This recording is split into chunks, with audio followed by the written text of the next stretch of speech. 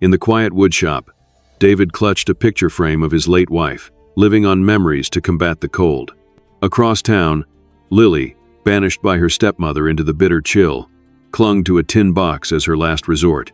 Two seemingly disparate fates were about to intertwine in the pine forest where a faint whisper would set off a chain of events for all of Alderwood. Late fall, early winter, Alderwood huddled against the biting cold. Deep red leaves littered the steps, covered in a layer of ash-like white. David, in his 50s, stout, with sawdust on his shirt, sat in the small woodshop behind his house. The scent of pine resin, machine oil, and the rhythmic sound of planing formed the room's heartbeat. On his workbench, a picture frame sat neatly, a young woman with dark hair and kind, smiling eyes. David's calloused hand gently touched the glass. Your smile, now only a memory. He still mumbled it, as if it were a thin thread keeping him upright through the cold days. He wiped the planer blade, checked the drying lumber, and the half-finished wooden bear blanks for a toy order due in the next town before Thanksgiving. Tomorrow morning, he'd head into the forest to chop more dry wood. 10-year-old Sarah sat cross-legged in front of the fireplace. She was thin, with bright eyes, her hands clumsy but patient as she threaded a needle to mend an old shawl. She counted each stitch, her tongue pressed to her lips, occasionally glancing at her father. When she tried the shawl on David's neck, Sarah smiled softly. Daddy, please stay warm. It's very cold in the forest. A simple yet firm reminder, just like the way she folded her father's old gloves and placed them next to the axe, not forgetting to smooth out the freshly mended wool. David nodded, pulling her closer, the warmth of the fireplace touching both their faces. At the same time, on the outskirts of town, Mrs. Evelyn Thorne's house stood apart from everything else. Outside, the stone veneer gleamed, and the iron railings were intricately curved. The porch lights were always on, but most windows remained closed. Inside, polished wooden floors reflected large paintings and silent staircases. There was no sound of children's laughter, only the ticking of the wall clock, steady and cold. 7-year-old Lily lived in the attic. The room was small, with a low ceiling, and a hand-sized window looking out at the forest. Faint, childlike pencil marks sketched a house with smoke billowing, a man holding a baby, a woman with outstretched arms. There was always a blurry, erased figure, as if it both existed and didn't. In a tin box hidden under a loose floorboard, Lily kept a few hard candies and an old photo of her parents. Mommy promised she'd never leave me. She whispered to the photo, her lips trembling as if blowing out an invisible candle. Mrs. Thorne rarely called her by name. That child, or that burden, were the words she used. Her voice was dry, her eyes scrutinizing. Lily learned to open kitchen drawers with a wooden spoon to find leftover dry biscuits. She learned to walk softly so the floorboards wouldn't creak. Once, when Lily secretly held her 4-leaf clover necklace, her mother's only memento, to her chest, Mrs. Thorne took it away, saying softly but firmly, "It's an eyesore. Throw it away." From then on, the necklace lay somewhere in her drawer, like a sealed memory. That night, a storm arrived. The wind howled through the ravines, carrying bitter cold. Streetlights flickered, then died. Window panes rattled violently, as if about to burst from their frames. Alderwood drew in on itself, the sound of the forest turning into a roar. In the attic, Lily pulled the blanket up to her chin, her eyes fixed on the faint light still visible under the door crack. Downstairs in the living room, the telephone rang insistently, swallowed by the howling wind. Mrs. Thorne pressed the receiver to her ear. Someone's voice on the other end was sharp. Words like debt, foreclosure, total loss piercing the room. Her face hardened, veins bulging in her throat. When the phone disconnected, she stood still for a few seconds, then threw the receiver onto the sofa, the plastic thud making Lily jump. "It's all your fault. You shouldn't even exist," she snapped, taking the stairs 2 at a time, flinging open the attic door. Lily huddled, clutching the tin box with both hands. I didn't." Her sentence broke off as her wrist was yanked hard. Mrs. Thorne dragged her roughly, oblivious to the child's feet tripping on the steps. In the hall, she unlatched the door. A blast of white wind hit both of them. "Get out. Go die in the forest. Never come back." Her hand pushed roughly. Lily clung to the doorframe, her nails scraping the painted wood. "Stepmother, I'm sorry. Please don't leave me." The child's voice thinned in the wind. The door slammed shut. The latch slid into its groove with a dry click, like ending a story no one had time to write. Lily fell face down on the porch, the cold stabbing her chest. She sprang up, clutching the tin box, turning to look at the door, a silent black mass against the white expanse. The wind howled. Each step felt heavy, like wading through mud, the path vanishing in an instant. Lily followed her intuition, toward the edge of the forest, where she always looked from her attic window. But the storm swallowed everything, erasing all contours, leaving only white and the sound of howling. At the forest's edge, the wind lessened its roar but remained bitterly cold. She tripped over an old fallen pine tree. Lily crawled into the hollow between the trunk and the ground, hugging her knees, her teeth chattering. The last warmth left her hands. The tin box slipped from her lap. She tried to pull her blanket and coat up to her neck, tried to recall her mother's face in the photo, tried to imagine a fireplace like the one in that woodshop somewhere in town where smoke billowed in light wisps. The storm raged. Lily closed her eyes, her back leaning against the tree trunk, cold as iron. Her last image was a distant wisp of smoke blending into the gray sky, and a broken, faint whisper, almost lost in the wind. Please, please don't leave me. After the stormy night, the cold pine forest held its breath. Everything was buried under a thick white blanket, the dry, broken pine branches crackling faintly like bones. David had been awake all night, his eyes burning, his shirt still smelling of smoke. He tightened the axe handle, slung his kindling basket over his shoulder. Today I have to make up for lost time, he mumbled to himself, his voice hoarse. Sarah placed a bowl of oatmeal on the table, watching her father put on his wool hat. Are you leaving so early, Daddy? David stroked her hair. The storm slowed us down. He tightened the shawl Sarah had just mended, opened the door. The cold wind bit straight into his neck. David followed his usual path towards the lower forest, where fallen trees were common. After about half a mile, he stopped. On the smooth ground was a faint trail of marks, shallow, unevenly spaced, as if someone had stumbled along. Not deer tracks, nor a sled's drag marks. David crouched, touching a mark with his gloved hand. It was small, like a child's hand. Human footprints. Tiny, he mumbled. A shiver ran down his spine. Instinct turned him away from his usual wood-gathering path. He shifted the axe to his other hand, following the forlorn trail deeper into the woods. The deeper he went, the quieter the forest became. The scattered footprints abruptly ended at a fallen tree trunk blocking the way. David squeezed past some dark resinous branches, peering into the dark space under the old pine. A small body lay flattened on the ground. A little girl. Her face was blue, her lips chapped. Her breath was thin as mist, each shallow rise accompanied by a faint rasping sound, mixed with the wind. Her tangled hair was stuck with ice, her thin coat torn at the elbows. Her eyes were barely open, cloudy from the cold but instinctively fixed on him, the gaze of a small creature pushed to the brink. David knelt, his trembling hand on the child's forehead. Ice cold, he quickly pulled off his gloves, touching her bare skin, even colder. The child shivered very slightly, her lips trembling, whispering brokenly, fragile as ash. Please, please, don't leave me. 3 short words pierced the deepest part of David that he still avoided looking at. The sound of porcelain shattering a year ago. The picture frame on his workbench. The nights when there was only the fireplace and an empty space in the bed. He heard himself reply very softly, almost to breath. No one's going to leave you. Without another thought, David ripped off his thickest coat, putting it on the child, zipping it up to her chin. He took off the wool scarf Sarah had just sewn, wrapping it around her neck for extra warmth. His own clothes were now just a thin wool layer and a sweat-damp shirt. The wind snaked up his spine, making him hiss faintly, but his hands didn't stop. He reached down, pulling the child close to his chest, clearly hearing her teeth chattering. At his hip, the neat bundle of kindling collected earlier that morning bumped against his thigh. Money for flour, wood for the stove, toys to finish before Thanksgiving, all tied in a tight rope. David looked at it for a moment, then untied the rope, setting the bundle down on the ground.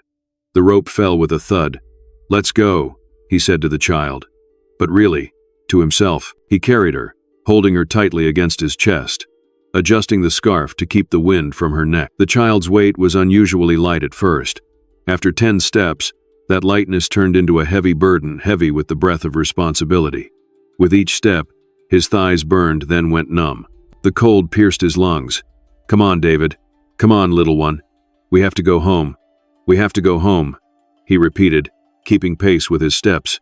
Trees receded into dark shadows. The small slope at the forest edge was slick as ice, and he slid a ways, struggling to keep the child from hitting hard. Sweat poured out, then froze into a salty film on his temples.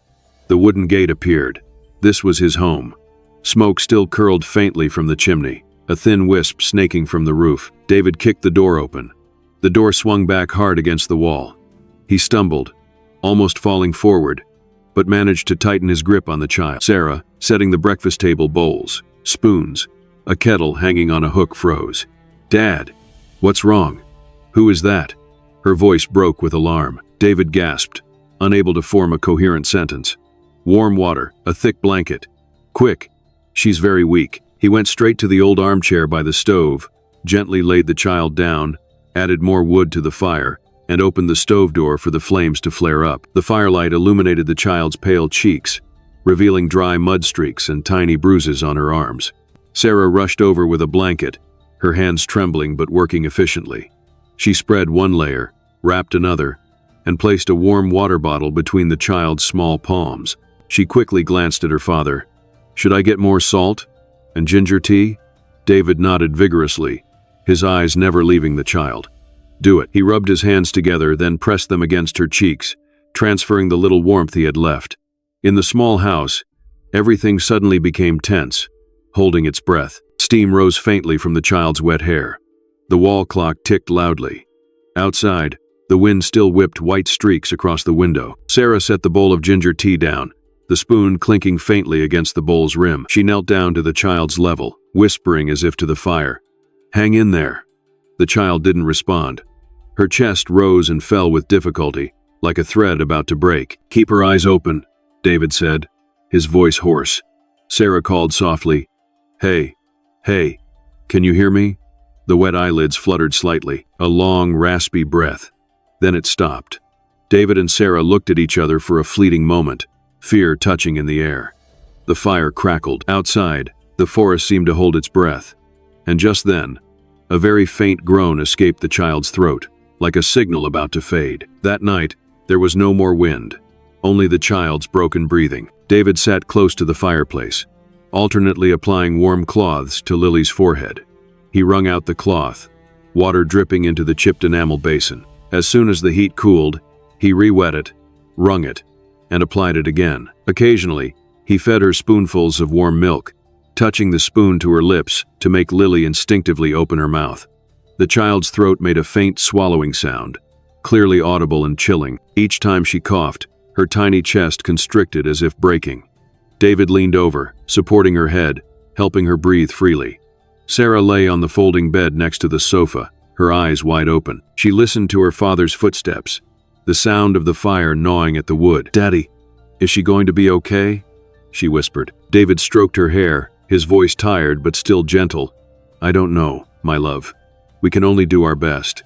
Sarah sat up, handing her father a dry cloth, her movements clumsy but careful. Near dawn, David dozed for a few minutes, then jolted awake when Lily moaned softly.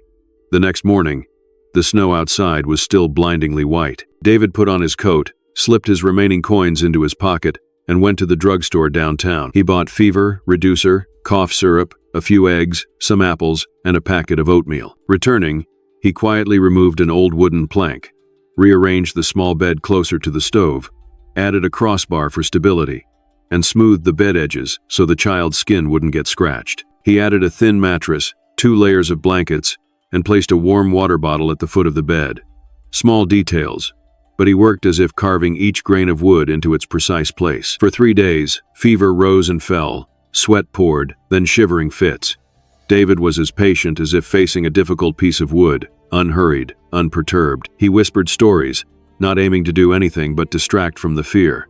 Stories of the wooden birds he often carved red, breasted birds, birds singing sweetly at the forest's edge. Stories of melting snow and the forest smelling of resin. Stories of Sarah's wooden doll that once fell but its head didn't break because her father had secured an invisible nail inside. Each time Sarah woke up, she would struggle to sit up, placing her hand on the edge of the bed to check if Lily was breathing steadily. By the afternoon of the 3rd day, Lily opened her eyes. They were still cloudy and fearful, but no longer panicked like the first day. She looked around, stopped at David's face, then shifted to Sarah. David smiled, a tired but genuine smile. "You'll be safe here," he said slowly, as if pressing each word into the warmest part of the room. "No one will hurt you anymore." Lily didn't reply, just blinked. He didn't ask. He fed her 2 spoonfuls of thin porridge, waiting for her to swallow before offering more. Sarah brought over a small wooden bowl. "I'll put it here." She tiptoed to place the wooden doll next to the pillow. "Her name is Willow," Sarah said softly. Lily looked, her finger cautiously touching the blue-painted dress, chipped at the hem. In the days that followed, the house found a new rhythm. In the morning, David lit the fire, mixed milk. At noon, he cooked finely chopped apple porridge.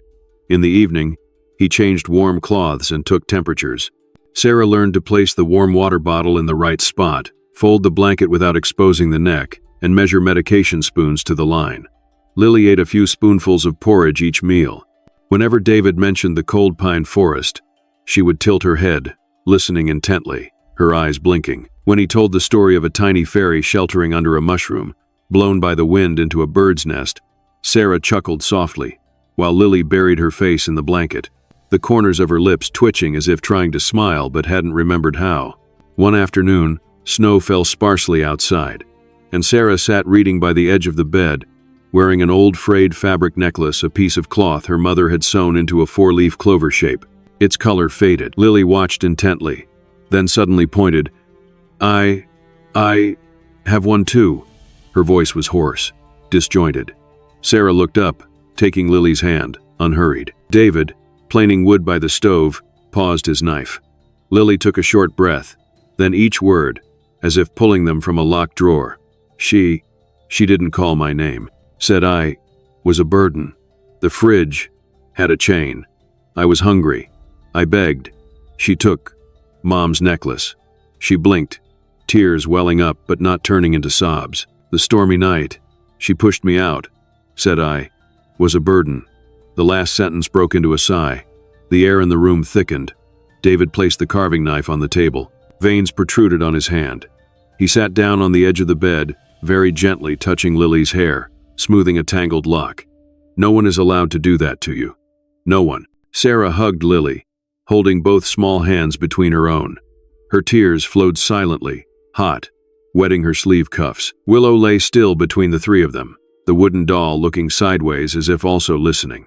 That night, when Lily fell asleep, David went to the workshop. The fireplace was only glowing coals. He paced between the smells of pine wood and machine oil.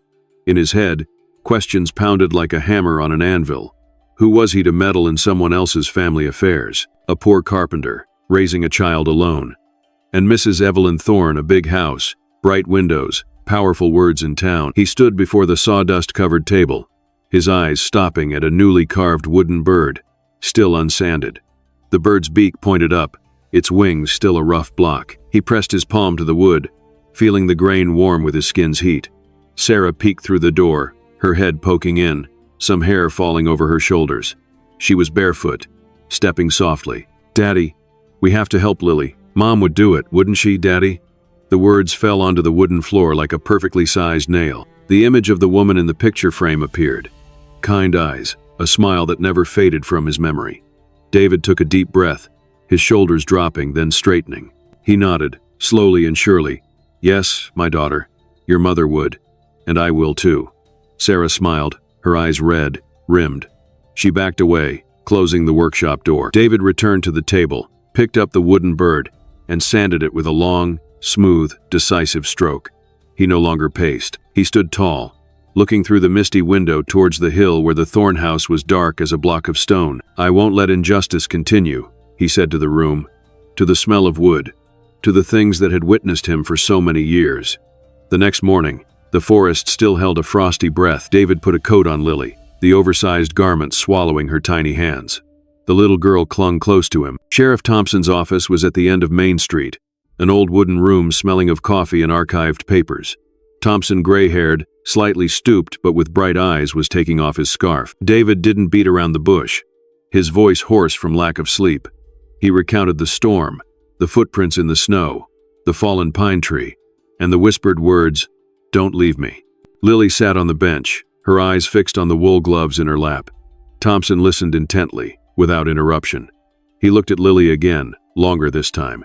"I've heard some rumors since her father passed," he said slowly, setting his coffee cup down. "But no evidence. Your testimony, and the look in this little girl's eyes, I believe it." He nodded, decisively. "We'll go right away." They arrived at Evelyn Thorne's house before the fog had lifted. The house gleamed against the snow. Mrs. Thorne opened the door, her silk robe hastily tied, her face annoyed. "What's so urgent that you bother me this early?" Seeing Lily behind David, her expression immediately changed, her voice suddenly soft as cotton. "Oh, Lily." The child tends to run off. "I was careless. Children are difficult, you know." She reached out her hand. "Come here." Lily flinched, hiding deeper behind David.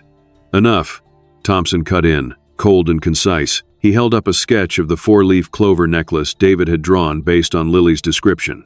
"Mrs. Thorne, we have information that the little girl was abandoned during the storm, and this memento was an eyesore to someone. We need to search your house." Mrs. Thorne froze, a flicker of panic showing, then quickly covered by a thin smile. "Are you accusing me based on this?" Just then, Mrs. Miller, the elderly neighbor, stopped at the gate, leaning on her cane. She looked over Thompson's shoulder at Evelyn's face, then at Lily. Her voice trembled but was clear. "I've seen you lock the refrigerator many times. The child was begging for food. Last night, I heard her crying on the porch. You pushed her out." The atmosphere on the doorstep changed as if a curtain had been drawn. Thompson nodded to the young officer accompanying him. "Carter, emergency search. Start with the study." They went inside. The house was cold as a freezer. Carter opened the third drawer of the desk, the clink of metal. "Sir," he called, lifting a string of old, frayed four-leaf clover fabric. Beneath it was a stack of papers, the will and related addendums concerning Lily's father's assets. Carter placed everything on the desk. The smell of old paper rose. Thompson said nothing for a long moment. Evelyn leaned against the wall, her face drained of color. David stood still, his hand on Lily's shoulder, feeling the child's breathing grow heavier in the oversized coat.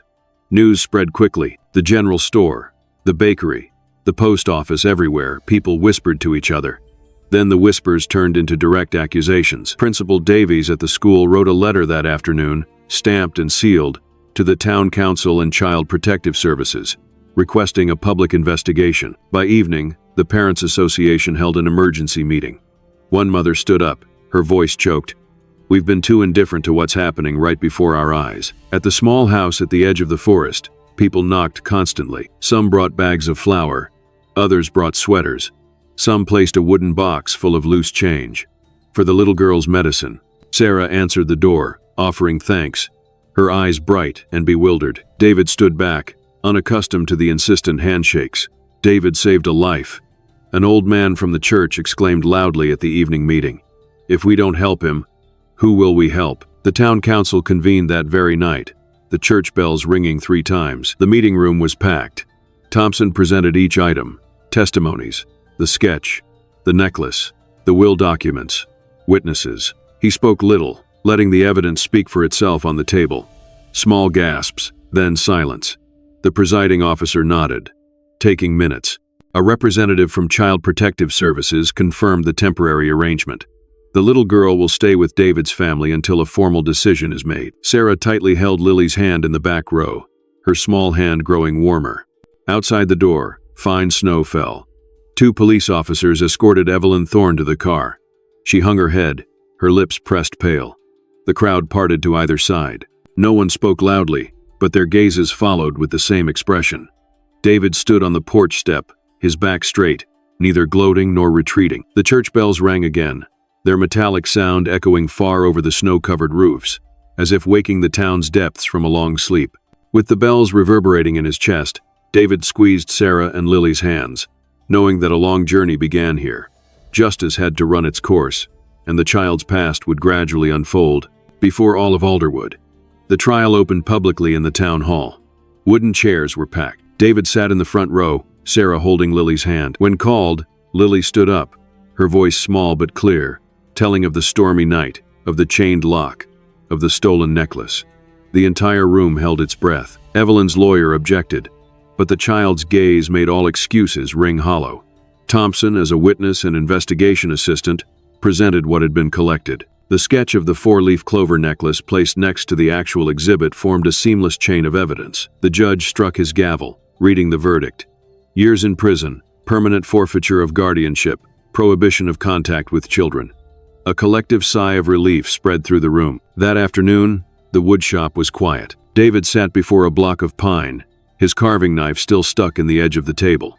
He thought about the cost of wood, about orders, about sleepless nights. Another child meant more shoes, more clothes, more meals, more worries. A soft giggle drifted from the living room. Sarah was playing with wood scraps, Lily laughing her first full, fearless laugh. David stood up, wiped his hands on his apron, and walked in. The two children looked up. He knelt down to Lily's level, his calloused hand gently placed on her tiny hand. "Lily," he said slowly, "would you like to stay here with Dad David and Sister Sarah? We'll be a family." Sarah nodded vigorously, her eyes bright. Lily looked at David, then at Sarah. Her lips trembled once, tears welling up. I want to stay with Dad and Sister. I won't be a bother." David shook his head, smiling softly. "Here, no one is a bother." The next day, with Thompson's guidance, David began the adoption process. A social worker visited the house, taking careful notes, asking about income, sleeping arrangements, school. The people of Alderwood helped in their own ways. Someone brought photocopied documents. Someone paid notarization fees. Others drove David around. The dry signatures gradually transformed into a real heartbeat. Lily officially took his last name on a misty morning. The small house changed its rhythm again. Breakfast had the added sound of spoons clinking against bowls. Midday saw two shadows running across the yard. Evenings were filled with the scent of pine resin mingled with apple porridge. David taught Lily to hold a small carving knife, his arm around her back. "Don't press. Let the blade follow the grain." Sawdust flew lightly like snow mixed with sunlight. Sarah laid out her workbook, teaching Lily to spell, reading each word as if picking pebbles by a stream. Some nights Lily woke with a start, her forehead damp with sweat. David would jump up too, offering water, placing a hand on her back to slow her breathing. Sarah pulled her blanket higher, sitting still until Lily fell back asleep before leaving. Money was still tight. David worked late, the sound of planing wood steady well past midnight. He took on extra jobs, repairing chairs, building shelves. Sarah helped with painting, Lily with dusting. To fill a void, David made Lily a new four-leaf clover necklace out of applewood. Thin, strong, smoothly polished. He put it around her neck. "This will always be with you," he said. Lily gently gripped the clover, a simple, bright smile breaking out, warm enough to fill the room. One evening, the wind from the forest blew colder than usual. David was reading an old book by the stove. Sarah was dozing on the couch, Lily hugging her willow doll. A strange feeling made David's nape prickle with sweat. He looked up. Outside the window, through the misty pane, a man's shadow stood at the edge of the pathway. Tall, broad-shouldered, a hood covering half his face. He didn't move, just stared straight into the house. David put the book down, stepping closer. The figure retreated half a step, then vanished into the deep darkness, as if swallowed by the forest. David added another lock, walked around the house, checking the windows, and dampened the fire to dim its glow. He stood at the door, listening to the snow crunching outside, a small knot tightening in his chest. In his mind, possibilities raced. A curious stranger, an old debt collector from the Thorn House, or someone bothered by the wills pulled from the drawer. He turned back, looking at the two sleeping children, his hand still on the new wooden necklace. The night deepened. David drew the curtains, but his eyes were still drawn to the darkness reflected on the glass. He knew the story wasn't over. Somewhere among the pine trees, something was stirring, waiting for an opening. He stood motionless before the doorframe, his broad shoulders shielding the firelight. And in that silence, an unnamed threat was slowly making its way to Alderwood. The next night, David added another bolt to the front door, installed L-shaped locks on the two kitchen windows, tested all the locks, and then turned off some lights. Inside, the fire had settled into a cluster of red coals. Every crackle made him look up. By midnight, a branch scraping the roof was enough to make him get up and walk a circuit around the house. In the morning, Sarah saw her father standing with a screwdriver in front of the securely locked window. She frowned. "Dad, what are you worried about?" David stroked her head, pulling her coat over her shoulders. "I just want to make sure you two are safe." He told them about the shadow man from the night before. Lily, who was tying her shoelaces, suddenly stopped, her eyes wide. "That man. He looks like the man who used to come with my stepmom." Her voice trembled, as if she had accidentally opened an old door. David took the story to Thompson's house that afternoon. His small office was behind the clock repair shop, its walls covered in bound files. Thompson placed the teapot on the table, listening to David's account without interruption. When David finished, he nodded, his eyes narrowing. "I won't dismiss any suspicion, David, especially after the Evelyn Thorne case." He opened a cabinet, pulling out an old brown file box. "Let's review the records of Mr. Thorne's death and all related papers. There might be an accomplice, or someone might be looking for something they believed was still in the Thornes' possession." That afternoon, Thompson visited Mr. Jenkins, the former gardener, at his small wooden house behind the church. Jenkins was pruning apple branches, his hands trembling from the cold. When Mr. Thorne was mentioned, he hesitated, his eyes avoiding Thompson's gaze. Thompson didn't push, just waited patiently. Finally, Jenkins sighed. "I once saw the boss arguing with a strange man, well-dressed, shiny shoes, but his eyes, cold. The boss chased him away several times.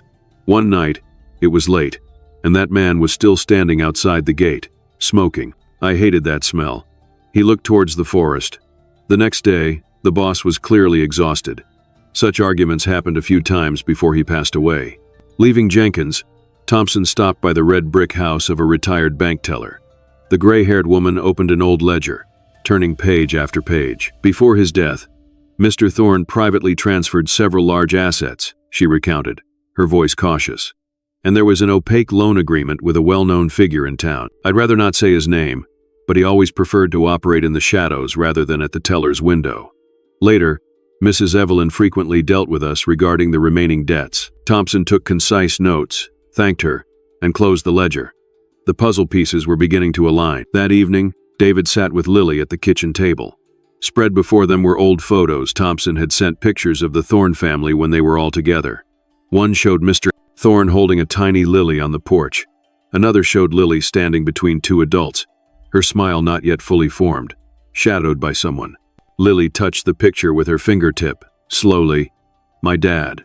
Before he got sick, he used to look out the window. Every night he'd lock it twice." She paused, taking a shallow breath. David asked softly, without pressing, "And the man from last night, where do you think you've seen him before?" Lily looked up at the ceiling for a moment, as if listening to something, then said, "He used to come at night. He'd talk loudly to my dad. Once, he took an old wooden box. He held it like a treasure. The box, it smelled of pine resin." Her small hand unconsciously tightened its grip on the new four-leaf clover necklace. "After that, my dad got much sicker. My stepmom said it was an illness, but I heard she touched her throat, my dad coughing from smoke, and a strange medicine smell." David wrote down every short word on a piece of paper, each point straight and concise. Old wooden box, pine resin smell, man who came at night, usurious loan, secret asset transfers. He looked up from the paper, at Lily. "If you remember anything else, tell me any time." Lily nodded, her eyes less fearful as she saw David's handwriting slowly fix her memories onto something tangible. As night fell, the wind shifted through the forest. David stood before the window, looking out at the edge of the yard where the snow had been crunched into a gray path. Behind him, he heard Sarah stirring tea with a spoon, the warm scent of ginger rising. Thompson had scheduled him to visit the town hall archives tomorrow morning, but now, out there, in the black space between the snow and the pine trees, there was a shadow darker than the night that had just passed, like a footprint not yet filled. He drew the curtains. Suspicion was no longer a vague feeling. It had become a trail leading into the forest, waiting for the next set of footprints. The morning was gloomy. Thompson sat in the narrow room behind the clock shop, the phone wedged between his shoulder and cheek, a pile of open files before him. He called a colleague in the county seat, then another in the next city, scribbling keywords that dropped from the line. Loan sharking, shell corporations, blackmail. By the fifth call, a name sprang up like a knife from water. James Harding. Thompson pulled out another hardbound file, piecing together fragments. Several pawn shops under Harding's name, strange capital contributions to a lumber company, a near indictment for money laundering escaped on a procedural loophole. A faded identification photo showed a man in a dark suit, perfectly straight tie, a smile as rigid as tin. When David arrived, Thompson pushed the photo towards him. "This man might have been the one standing outside your yard the other night," he said. David looked closely, recalling the tall shadow at the forest's edge. "Harding doesn't just lend money," Thompson continued, his voice low. "He bleeds those who stumble and then chokes them." A red thread from that name began to connect to other pages on the table. Lawyers' bills related to Evelyn, a log of nighttime calls, an anonymous money transfer. Following old bank records, Thompson found that Mr. Thorne had borrowed from Harding's network. As his health declined, Mr. Thorne secretly transferred a portion of his assets into blind trusts and anonymous stocks, avoiding his creditor's grasp to save something for Lily. Evelyn knew vaguely traces appeared in a printout of an email, a clumsily written memo, a junk call logged on the landline. Piecing them together, the story emerged. Evelyn leveraged Harding to hunt for the hidden assets. That afternoon, the prison visiting room was cold as ice. Evelyn walked in and sat opposite the thick glass, her lips pressed tightly. Thompson didn't beat around the bush. He placed several photos before the glass partition, regularly paid protection services invoices, a list of calls between Evelyn's number and a third number linked to Harding, a summary of Jenkins's testimony about the nights a man smoked outside the Thorne house gate. "You know this man?" Thompson said, pointing at Harding's photo. Evelyn sneered. "I know many people. What do you want?" "The truth," Thompson replied. "About the little girl, and about the wooden box." Evelyn's eyes froze very briefly. Thompson flipped to another statement with a care fee entry. He emphasized each word. "Care or coercion and search?" The mask cracked. Evelyn rubbed a callus on her index finger, her voice turning hoarse. "Harding promised to erase my debts. He said Lily knew where he kept the papers. If the child didn't know, then she was just a magnet for trouble." She swallowed hard, her gaze sliding away. "Yes, I hired someone to watch her. The stormy night. I wanted her to disappear. He said to let fate decide." "What about Cole Maddox?" Thompson asked, his eyes unblinking. That name made Evelyn turn pale for a moment. "Cole smelled something. He asked me about Harding, about illegal timber. I passed the message along. After that, they came for him." Her lips trembled, revealing genuine fear for the first time. "I didn't think he'd go that far." Back in town, Thompson poured tea and called David. He placed a piece of paper with an address on the table. "Cole Maddox wasn't a random victim," he said, his voice flat. "He's a former police officer who was investigating Harding on his money laundering ties to Mr. Thorne's debt and several illegal timber shipments legalized with fake invoices. Cole got some documents, was discovered, then ambushed. Word is he's alive, hiding in the next town." David leaned his hand on the table's edge, his eyes darkening. "Harding wants to silence Cole," he said slowly, like hammering a nail into a board. Thompson nodded. "And he wants Lily's money." Through the misty window, David saw Lily arranging wood scraps into a tiny box, Sarah bending down to help her apply the primer. The box, Harding's name, the trust fund, the smell of cigarette smoke at the gate, all clanged together in his head like a hammer. "What do we do first?" David asked. "Keep the two children safe," Thompson replied, "and find Cole. If he still has documents, that's key." He added, his eyes narrowing. "Harding won't stop. He's afraid of the truth." That evening, David nailed another horizontal wooden bar across the door, checked the window locks, and told Sarah to use the auxiliary lock. The small house huddled in the soft firelight, the smell of soup rising from the kitchen. Lily fiddled with the four-leaf clover necklace around her neck, looking up at her foster father with eyes that had lost some of their fear. David placed a hand on her shoulder, his hand warm and steady. He didn't say much. Sometimes silence spoke the most important things. When he turned off the kitchen light, a headlight suddenly flashed at the end of the road, then immediately disappeared, as if someone had blinked. No engine sound, just a thin wisp of cigarette smoke lingering in the wind. David stood still at the doorframe, listening. Outside, the forest held its breath. Inside, the wall clock ticked distinctly. He slowly drew the curtains. In the morning, David found an envelope tucked loosely under the door crack. Thick paper, no name. He pulled out a piece of paper folded into quarters, heavy with the smell of cigarette smoke.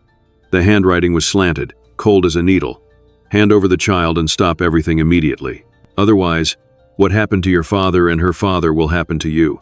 He folded the paper back, feeling his heart pound faintly. No phone number, no time limit, just a suspended sentence. This wasn't an idle threat. At noon, the woodshop lock was pried open. The desk was ransacked, drawers wide open, and the statements and four-leaf clover sketches were tossed around, covered in wood shavings. They didn't take anything. They were searching. David picked up each paper, rearranging them, remembering the exact order he had left them in.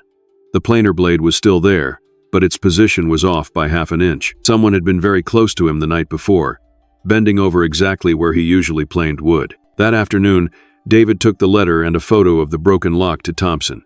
He held the paper, narrowing his eyes.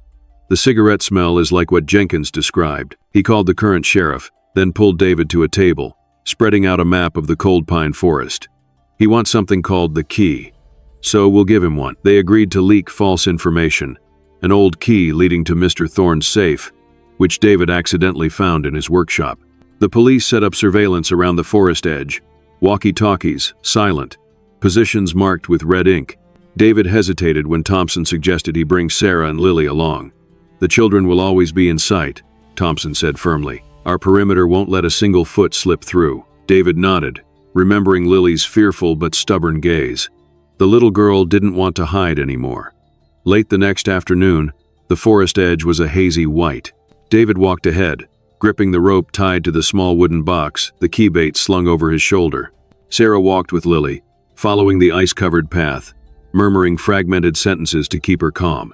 A bird flapped its wings in a bush, the small sound enough to make all three freeze. No one saw the figures lying flat on high vantage points, suppressors hidden under white jackets, their breaths blooming into faint smoke. The snow cracked, then three figures glided out from the bushes. The one in front wore a black wool hat, a dark suit, his collar up, covering half his face. Harding. The two behind him were bulky, with black gloves and cold, steady eyes. Harding walked straight up, his smile thin as a knife blade. "You think you can outsmart me that easily, you poor carpenter?" He jutted his chin, his eyes glancing down at the box. The key. David remained calm, slowly untying the rope from his shoulder, holding the box in his palm but not handing it over. "This is for someone who knows how to use it," he said. Harding chuckled faintly, without joy. "You fool. Give it to me." A cold gust of wind swept through. Lily stood pressed behind Sarah, her eyes meeting Harding's for a second. Her face, stark white. Harding saw the small flinch, suddenly angered, his voice spitting fire. "That stupid Thorne hid his assets and then tried to make them anonymous. He refused to pay. I had someone handle him, and if you keep playing tough, I'll handle you and that brat right here." His words burst out as if he were throwing kindling onto his own fire.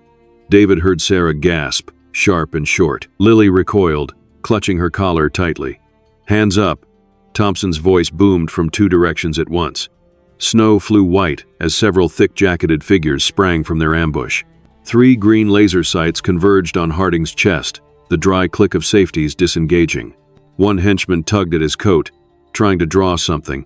The nearest officer's shoulder tackled him, slamming him down. Handcuffs clicking snap. The other tried to retreat, stumbled into an icy hollow. His knee giving way, two plastic restraints locked his wrists before he could take a deep breath. Harding's eyes swept around, realizing the circle was closed. He lunged a step towards David as a last reflex, but Thompson was already in between them, pushing Harding's arms straight into a tree trunk. His voice a low hiss. "It's over." The static of walkie-talkies, the crunch of boots on snow. Harding was cuffed, pulled backward into the clearing. He turned his head to look at David, his lips twisted into a hateful sneer. "You think catching me is the end of it?" No one answered. Sarah held Lily against her chest. The child's hands were icy cold, but her breathing was steadier.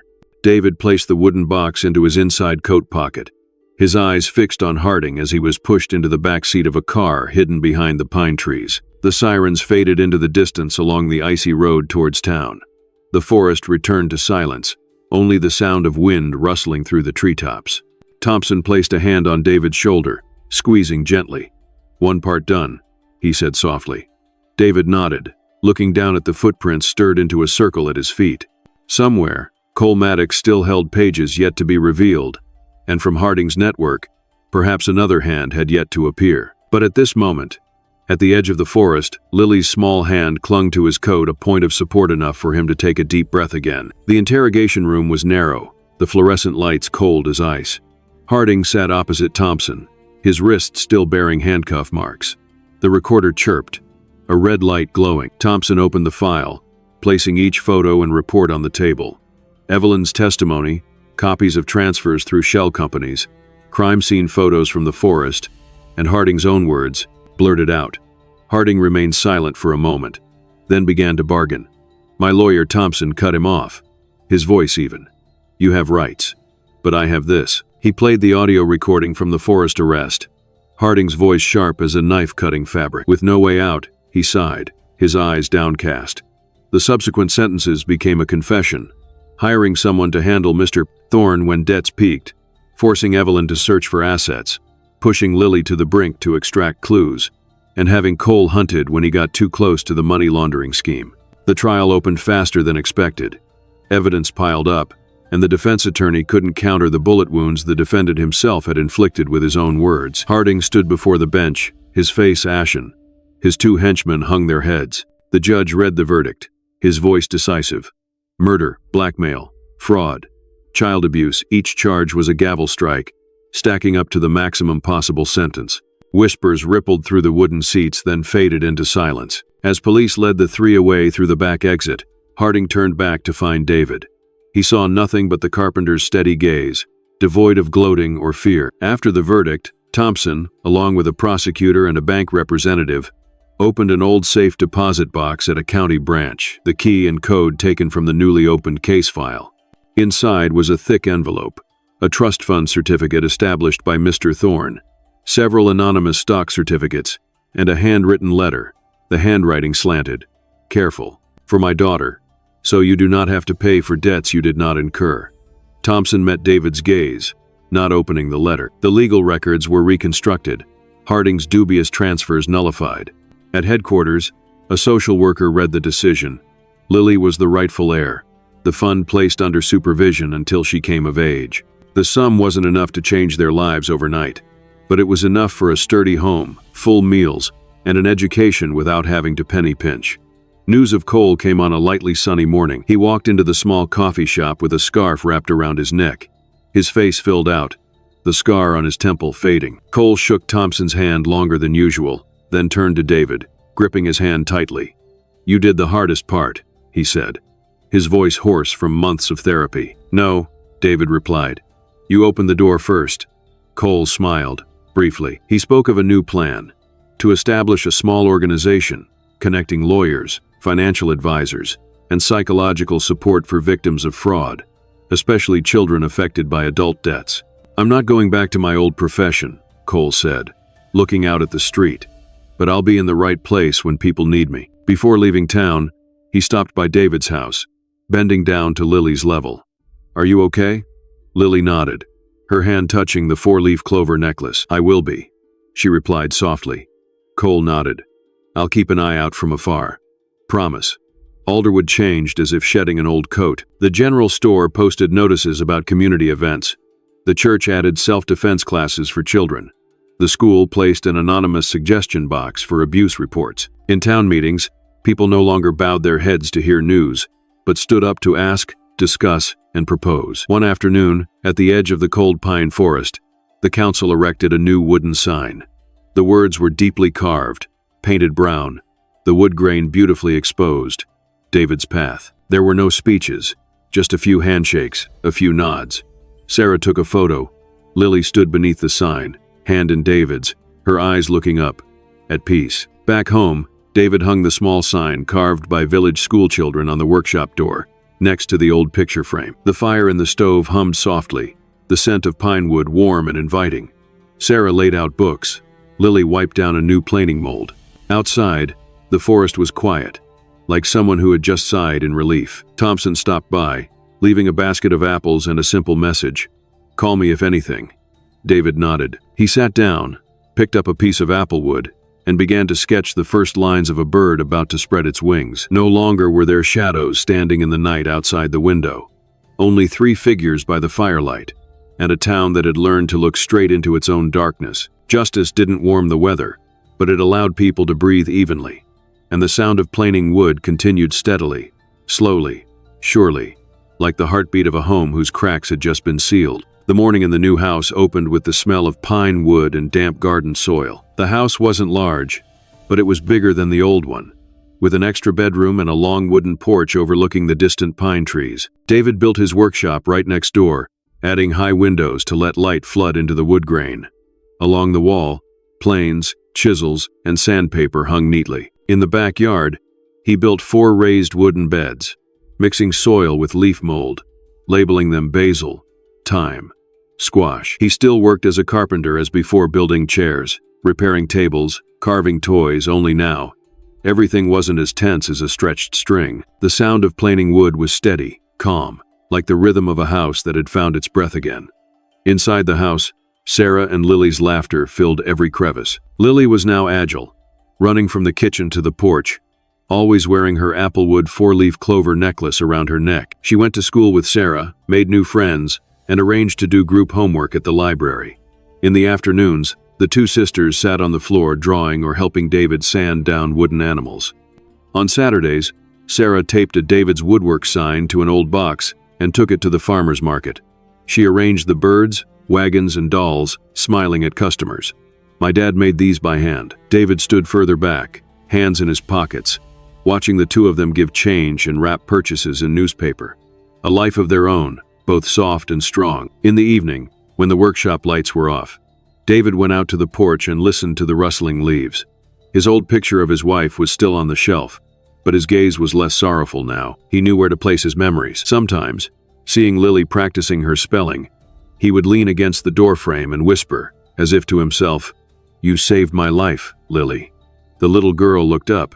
"Huh?" He waved his hand, smiling. "No, I just spoke to myself." She bent back down, fiddling with her necklace, peaceful as someone who belonged right where she was. At school, Lily became the child who often raised her hand to speak. She drew well. Her classroom displayed one of her paintings: a house with smoke, a man carving wood on the porch, 2 girls chasing a swarm of butterflies. Principal Davies often stopped to look for a long time, nodding at the art teacher. One day, the school held a small art exhibition, and Lily was praised for a story and a drawing. When she went up to receive her certificate, her hand gently touched the necklace around her neck, a new habit whenever she was nervous. Her friends excitedly gathered to see, pointing and giggling at the wooden dog next to the porch and the painting.